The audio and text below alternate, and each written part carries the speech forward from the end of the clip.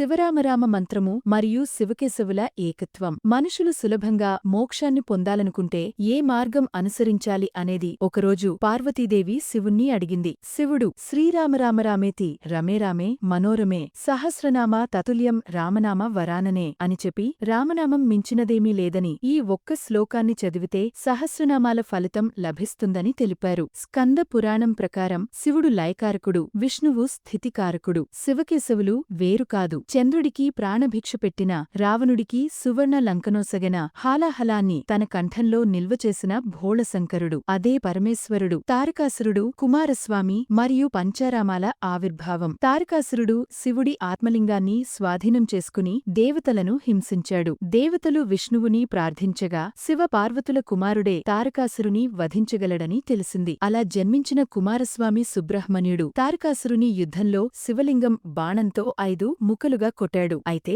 ఆ ముక్కలు గోదావరి, కృష్ణా నదీ తీరాలపై పడ్డాయి. ఇవే పంచారామాలు. ద్రాక్షారామం భీమేశ్వరుడు తూర్పు గోదావరి, అమరారామం అమరేశ్వరుడు అమరావతి, క్షీరారామం క్షీరారామలింగేశ్వరుడు పాలకులు, సోమారామం సోమేశ్వరుడు గునుపూడి, కుమార భీమారామం కాలభైరవుడు సామర్లకోట. పంచారామాల ప్రత్యేకతలు మరియు పూజామూతం. ప్రతి ఆలయం తన ప్రత్యేకతలతో భక్తులను ఆకర్షిస్తుంది. ఉదాహరణకు సోమారామంలో శివలింగం అమావాస్య రోజున గోధుమ రంగులోకి మారి పౌర్ణమి రోజున తిరిగి తెల్లగా మారుతుంది. కార్తీక మాసంలో పంచారామాలను పౌర్ణమి లేదా సోమవారం దర్శించినవారు మరు జన్మ లేకుండా మోక్షం పొందుతారని పురాణాలు చెప్తున్నాయి. భక్తి ద్వారా ఒకసారి పంచాక్షరి లేదా రామనామం జపిస్తే దేవుని కృప పొందుతారు. పంచరంగ క్షేత్రాలు మరియు శ్రీరంగం విశేషం. కావేరీ నదీ తీరంలో ఉన్న పంచరంగ క్షేత్రాలు. శ్రీరంగపట్నం ఆది రంగనాథుడు స్వయంభూ, తిరుపునగర్ అప కుడుత్తాన్ స్వామి, కుంభకోణం సారంగపాణి స్వామి, మైలాదుతురై పరిమళ పెరుమాళ్. శ్రీరంగం ప్రధాన క్షేత్రం.